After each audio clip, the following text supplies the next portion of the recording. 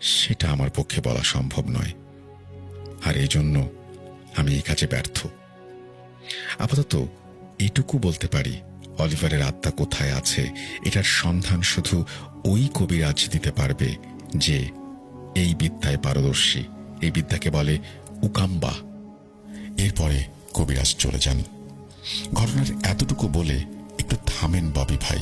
তারপর তিনি আমাকে প্রশ্ন করেন, তুমি কি জানো ম্যাজিক অফ উকাম্বা এটা কি? আমি বললাম, আমি জানি না। এটি হচ্ছে এমন একটি জাদু যেটার সাহায্যে জাদুকর তার নিজের আত্মা যে কোনো জায়গায় চালান করতে পারে। অর্থাৎ জাদুকর একটি জায়গায় বসে থাকবে অথবা শুয়ে থাকবে, কিন্তু তার আত্মা চলে যাবে দেশ থেকে দেশান্তরে, মহাকাশে অথবা সমুদ্রের গভীরে। মানে আমরা যখন ঘুমিয়ে যাই তখন নানান স্বপ্ন দেখি, যেমন কিছু খাচ্ছি, ঘুরে বেড়াচ্ছি, কারোর সাথে দেখা হচ্ছে, ইত্যাদি ইত্যাদি। তো আমাদের ঘুমানোর পরে আমাদের আত্মার ওপরে কিন্তু আমাদের নিয়ন্ত্রণ থাকে না, তখন সে ইচ্ছে মতো ঘুরে বেড়ায়। কিন্তু উকাম্বা জাদুর মাধ্যমে আত্মার ওপরে সম্পূর্ণ নিয়ন্ত্রণ রাখা যায়। অর্থাৎ তুমি যেখানে যেতে চাও সেখানে যেতে পারবে এবং যেটা করতে চাও সেটা করতে পারবে। আর মজার বিষয় হচ্ছে এগুলো সব কিছু তোমার দৃশ্যমান বা সত্যি মনে হবে। একদা নাইজেরিয়াতে একজন শক্তিশালী, বুদ্ধিমান এবং অনেক অভিজ্ঞ কবিরাজ ছিল, যার নাম ছিল আগুম্বা। এই আগুম্বাকে নিয়ে অসংখ্য নাইজেরিয়ান নাটক, সিনেমা আছে।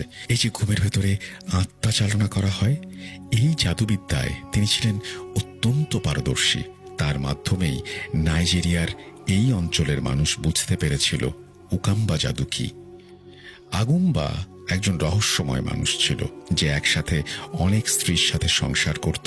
মজার বিষয় হচ্ছে তার এক স্ত্রী অন্য স্ত্রীকে চিনত না, এবং তারা কেউ কখনো বুঝতে পারেনি তাদের স্বামীর এতগুলো স্ত্রী আছে। তাছাড়া একই সময়ে বিভিন্ন স্থানে কি ঘটনা ঘটছে সেটা আগুম্বা বলে দিতে পারত। আরো অনেক বিষয় আছে, সেগুলো না হয় থাক। এখন অলিভারকে সুস্থ করতে হলে অথবা এই সমস্যার সমাধান করতে হলে এমন একজন কবিরাজকে খুঁজে বের করতে হবে যে কিনা উকাম্বা জাদুবিদ্যা জানে। তারপর অনেক খোঁজাখুঁজি করে এরকম একজন কবিরাজকে খুঁজে বের করা হয় যে উকাম্বা জাদুবিদ্যায় পারদর্শী। তারপর সেই কবিরাজকে অলিভারের বাড়িতে নিয়ে আসা হয় এবং তাকে সবকিছু খুলে বলা হয়। ওইদিকে ওই কবিরাজ, অর্থাৎ প্রথম যে কবিরাজ এসেছিলেন অলিভারের চিকিৎসা করতে, তার আর জ্ঞান ফেরেনি।